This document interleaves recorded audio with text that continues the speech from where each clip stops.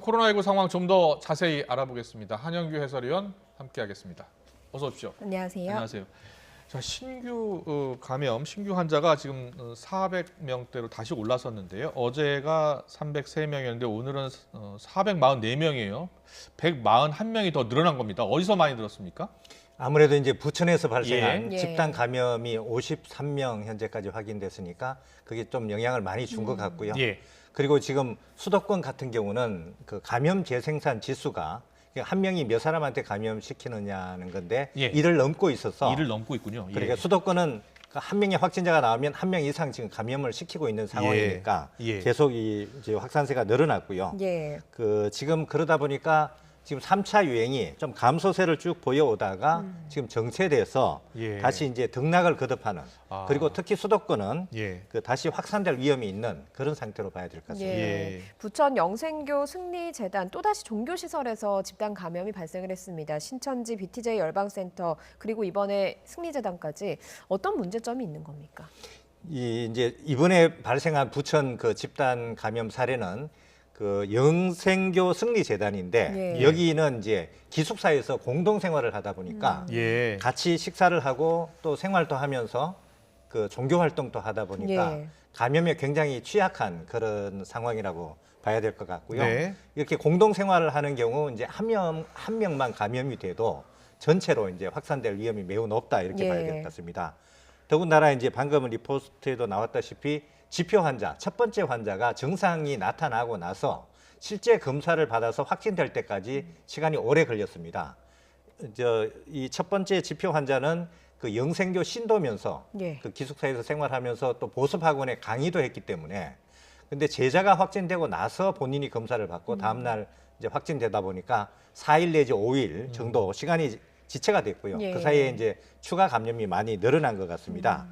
그리고 지금 이제 그 영생교 승리재단 신도들에 대해서는 전수 검사를 하고 있기 예. 때문에 네. 다행히 이제 보습학원 이용자들은 아직까지는 추가 감염자가 안 나온 것 같은데 예. 신도들 가운데는 감염자가 더 나올 가능성이 있고요. 예. 네. 영생교는 또 다른 지역에도 시설이 있기 때문에 그곳에도 이제 방역 점검을 하기로 했습니다. 예. 네. 예를 들어서 어제 확인된 신도와 학원에서 확인된 감염자가 50여 명이잖아요. 역학조사를 해야 되는 거 아니에요, 지금? 네, 역학조사를 지금 하고 있는 중이고요. 예. 그 영생교가 부천이 거의 본부격이지만 또 네. 다른 지역에도 있기 때문에 추가적으로 방역 점검을 더 강화할 예정입니다. 네. 알겠습니다. 그리고 이번 주 토요일 날 또 이제 사회적 거리두기 조정을 하잖아요. 그런데 그대로 유지될 가능성이 높겠네요. 지금 이제 오늘 하루로 보면 예. 어제보다 141명 이렇게 증가했지만 최근 일주일 평균을 놓고 보면 예. 이게 또 사실 조금 줄었습니다. 예. 이게 지금 현재 그 최근 일주일 하루 평균 국내 발생 환자가 346명인데요. 예.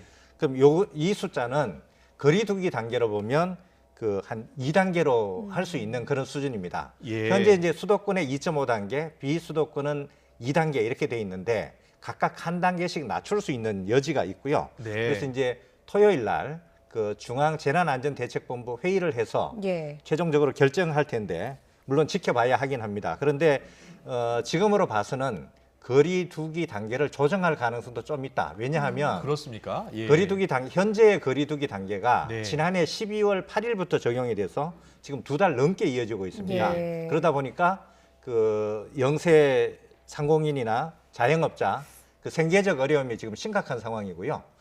또 한 측면에서는 그 발표한 그 단계별 환자 발생 수가 지금 한 단계 낮출 수 있는 여지가 발생했기 때문에 조정 가능성도 좀 있는 것 같고요. 그렇지만 그 5인 이상 사적 모임 금지는 예. 지금 이 3차 유행을 억제하는데 가장 크게 기여했다고 지금 보고 있기 때문에 그 부분은 아마 계속 유지되지 않을까 그렇게 전망해 볼 수 있겠습니다. 예. 예. 그리고 내일부터 설 연휴가 시작되면서 사실 오늘 오후부터 귀성 행렬이 시작됐습니다. 많이 줄어들 것으로 예상되지만 방역 당국의 자제 권고에도 고향 방문하시는 분들이 꽤 있는 것 같거든요.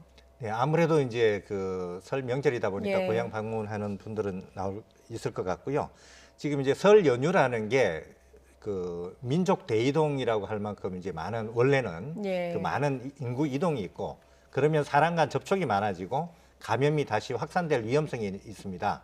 특히 지금은 수도권이 굉장히 위험한데 이 수도권이 비수도권으로 확산될 위험성 예. 이걸 지금 가장 우려하고 있고요. 그래서 이제 방역 당국은 최대한 고향이나 친지 방문, 여행을 자제해 달라 이렇게 요청을 하고 있고 예. 예. 불가피하게 방문하더라도 마스크 착용이나 거리두기 같은 방역 수칙을 지키고 또 특히 이제 나이가 많은 부모님 같은 분이나 친척을 만나 뵐 경우에는 마스크를 쓰고 최대한 시간을 짧게 해달라 그렇게 지금 요청을 예. 하고 있습니다.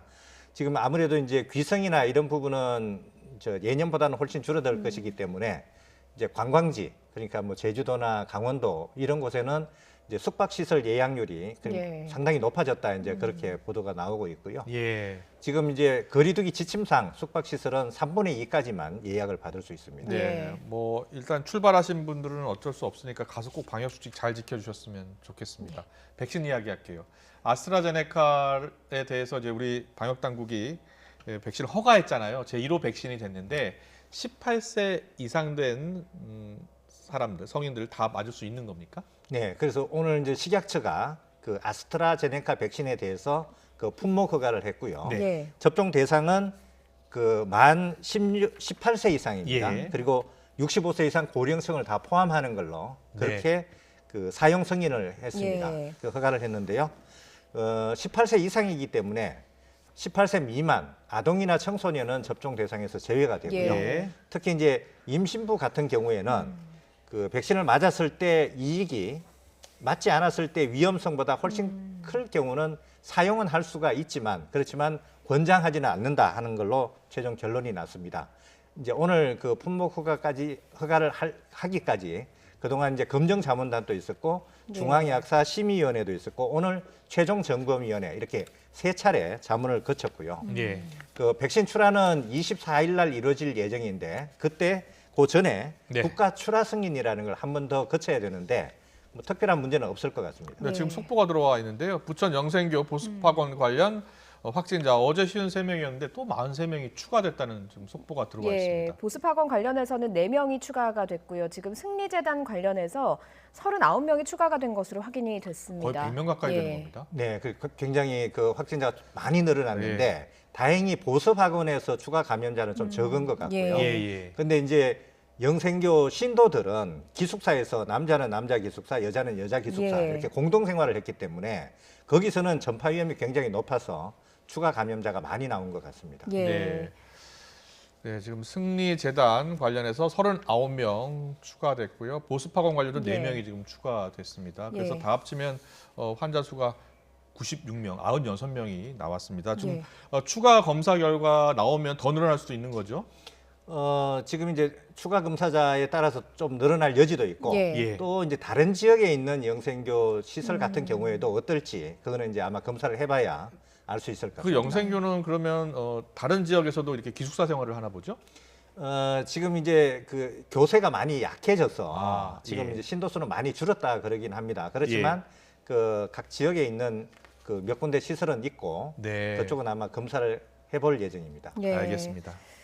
알겠습니다. 백신 얘기 조금 더 해보도록 하겠습니다. 아스트라제네카 백신 얘기를 하다가 저희가 속보를 전해드렸는데요. 65세 이상 고령자에 대해서는 신중하게 접종하라 이런 권고를 내렸거든요. 어떤 의미를 담고 있습니까? 예, 65세 이상 고령자도 접종을 할 수는 있는데 다만 신중하게 결정할 필요가 있다는 게 최종 결론입니다. 그래서 그 65세 이상 고령자에 대해서 아스트라제네카 백신이 안전성이나 면역 반응 면에서는 문제가 없는데 네. 다만 효과를 입증하기에는 그 자료가 충분하지 않은 그런 한계가 있기 때문에 그렇게 예. 결정을 했는데요. 예. 그래서 결론적으로는 의사가 접종자의 건강 상태라든가 이런 걸 보고 네. 백신 접종 맞는 게 어느 정도 이익인지 이런 거를 충분히 판단해서 결정하라. 네. 그리고 그 질병관리청의 예방접종 전문위원회가 있습니다. 네. 거기에서도 한 번 더 심의할 필요가 있다 이렇게 권고를 예. 했고요. 예. 그러면 과연 65세 이상 고령자 가운데 어떤 분은 맞을 수 있고 어떤 분은 맞는 게 안 되는지 이런 거는 좀 세부 기준은 굉장히 논란이 있을 수 있는데 이건 네. 아마 예방접종 전문위원회에서 가이드라인, 지침이 나오지 않을까 이렇게 예상됩니다. 추가 세부 기준이 나오겠네요. 네, 알겠습니다. 네. 그리고요, 국내에서 변이 바이러스에 감염된 사례가 빠르게 늘고 있다면서요? 네, 그렇습니다. 현재 확인된 예. 그 변이 바이러스 감염자가 모두 8명이고요. 예. 이 가운데 이제 영국 변이에 감염된 경우가 64명 가장 많고요. 예. 그다음에 남아공 변이가 10명, 브라질 변이가 6명 이렇게 차지하고 있는데 문제는 그 감염이 확인되는 사람이 계속 빠르게 증가하고 있습니다.